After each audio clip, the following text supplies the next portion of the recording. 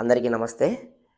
ఈరోజు వేదమంత్రము ఓం అరణ్యోర్నిహితో జాతవేదా గర్భ ఇవ సుదితో గర్భిణీషు దివే దివ ఈఢ్యో జాగృవద్భిర్హవిష్మద్భిర్మనుష్యేభిరగ్ని. ఈ యొక్క మంత్రము రెండు వేదములలో ఋగ్వేదము మరియు సామవేదములో ఉన్నది. భావార్థము ఆత్మ కనపడదని అందువు. ఆత్మ అనేది కనపడదు అందువు. నీవు ఆత్మను చూడదలచిన ఆత్మ అనే అగ్నిని ప్రజ్వలింపచేయవలెను. ఒకవేళ మనము ఆత్మను చూడాలనుకుంటే ఆత్మ అనేటటువంటి అగ్నిని ప్రజ్వలింపచేయాలంట.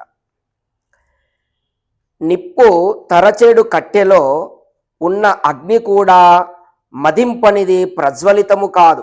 అంటే ఒక కట్టెలో కూడా అగ్ని ఉంటుంది, అది మనకు ఫస్ట్ కనపడదు, దాన్ని బాగా మదిస్తేనే అది ఆ అగ్నిగా కనపడుతుంది అని చెప్పేసి చెప్తున్నారు.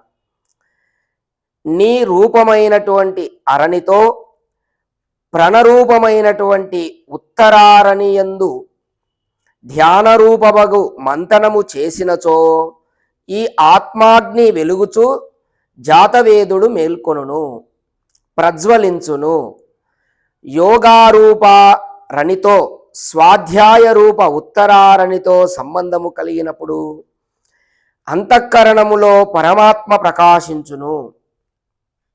ఇక్కడ మనకు పరమేశ్వరుడు చెప్తున్నాడు ఈ మంత్రంలో, మన ఆత్మను మనం చూడాలనుకుంటే, అంటే ఇక్కడ ఆత్మ అంటే మన జీవాత్మ పరమాత్మ రెండు వస్తాయి. అది కంటికి కనిపించవు, చాలా సూక్ష్మ రూపం. మరి వాటిని మనం చూడాలనుకుంటే ఇక్కడ ఏం చెప్తున్నాడు, ఈ కట్టెలో ఉన్నటువంటి అగ్ని కూడా కనపడదు, దాన్ని బాగా మదించినప్పుడు అది అగ్నిగా కనపడుతుంది. అదేవిధంగా ఇక్కడ యోగ అలాగే స్వాధ్యాయం ఈ రెండిటి చేత బాగా మదించినప్పుడు పరమాత్మ అనేది ప్రకాశిస్తుంది అని ఇక్కడ చెప్తున్నాడు. ప్రారంభంలో ఈ ఆత్మ జ్యోతి కొంచెము నిప్పు కణము వలె ప్రకటమగును. గర్భిణీ స్త్రీ గర్భమును రక్షించున్నట్లు మనము ఆ ఆత్మజ్యోతిని కాపాడుకొనవలెను.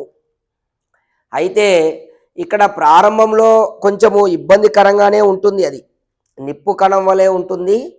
అట్లా దాన్ని మనం ఏం చేయాలి, రక్షించాలి అని చెప్తున్నాడు. ఒక గర్భిణి ఆ గర్భమును రక్షిస్తుంది కదా ఆ స్త్రీ, అట్లా మనం కూడా ఈ యొక్క సాధనను రక్షించాలా అని చెప్తున్నాడు. మనము ఈ యొక్క జ్ఞాన గర్భమును రక్షించుకొనక గర్భపాత దోషమును చేయుచున్నాము. ఈ యొక్క జ్ఞాన గర్భమును రక్షించుకొనకుండా ఈ గర్భపాత దోషమును చేయుచున్నాం. ఎట్లనగా మాతా పితృరూప అరణులయందు ప్రకటమగు సంతాన రూపాగ్ని ప్రారంభములో గర్భావస్థలో ఉండును. అట్లే మనుష్యుడు శరీరమును పొంది వారందరిలో జన్మతోనే ఆత్మజ్యోతి గర్భితమై ఉండును. జీవుడు మనుష్యయోని సంబంధం వలన ఉత్పన్నమగును. మనము గర్భములోని సుదిత జ్యోతిని పోషించుచు వృద్ధి చేయుటకు బదులు భోగాదులలో పడి దానిని అణచి సురక్షిత గర్భమును నష్టం చేసి భ్రూణహత్యా పాపం చేయుచున్నాము. పుణ్యాత్ములు ఈ యొక్క గర్భిత ఆత్మజ్యోతిని పెంచి దీని ద్వారా తమంతట తాము జాగృతులగుచున్నారు. జ్ఞానోపార్జన రూప సమిధలను ఉంచి శిశురూప అగ్నిని ప్రజ్వలింపజేయుచు జాగృతులై ఘృతాహుతి రూప ఆత్మ బలిదానము ద్వారా అగ్నిని ప్రచండమైనదిగా చేసి హవిష్మంతులగుచున్నారు. మహాత్ములు ఈ విధంగా తమలోని జాతవేదుడు అంటే పరమేశ్వరుడు అన్నమాట, నిప్పు కణమును వృద్ధి చేసి సమస్తమును భస్మము చేయగల మహానలమై మహాశక్తులు మహాత్ములు ఐరి. జాగృతులైనటువంటి హవిష్మంతులు తమ ప్రజ్వలిత అగ్నిని ప్రతిదినము భజన స్తుతి చేయుచు ఇంకనూ పెంచుచుందురు. వారిలోని ఆత్మదేవుడు నిరంతరము జ్ఞానము బలిదానముల ద్వారా పూజితుడై పోషితుడగును. మనుష్యులారా, మీరు కూడా జాగృతులై హవిస్సును ఇచ్చుచు ఆత్మ అనేటటువంటి అగ్నిని ప్రదీప్తము చేయుచుండండి అని ఇక్కడ ఈ మంత్రము ద్వారా పరమాత్మ మనకు తెలియజేస్తున్నాడు.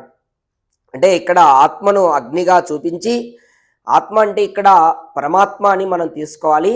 మనం ఆ పరమాత్మను చూడాలనుకుంటే యోగా స్వాధ్యాయం ద్వారా ఆ పరమాత్మ ప్రకాశిస్తాడు, మనం చూడవచ్చు అని ఇక్కడ తెలియజేస్తుంది. దాన్ని కూడా చాలా బాగా రక్షించాలి. ఒక స్త్రీ తన గర్భమును ధరించినప్పుడు ఎట్లయితే గర్భాన్ని రక్షించి తర్వాత సంతానం కంటుందో, ఆ విధంగా మనం కూడా మన సాధనను ఆ విధంగా రక్షించినప్పుడు మనకు ఫలితం అనేది పరమాత్మ ప్రకాశం జరుగుతుంది అని ఇక్కడ ఈ మంత్రం ద్వారా తెలియజేస్తున్నాడు. కాబట్టి ఈ విధంగా మనము అది కూడా ఎట్లా జ్ఞానం అనేటటువంటి సమిధలను ఉంచి మనం సాధన అంటే జ్ఞానము ద్వారా సాధన చేయాలంటున్నాడు. కాబట్టి జ్ఞానమును ఆర్జించి దాని ద్వారా యోగ సాధన చేసి స్వాధ్యాయం చేసి పరమేశ్వరుని యొక్క ఆత్మ అగ్నిని ప్రజ్వలింప చేసుకొని ఆ యొక్క ప్రదీప్తము మనం చేయాలి అని తెలియజేస్తున్నాడు. ఓం తత్సత్.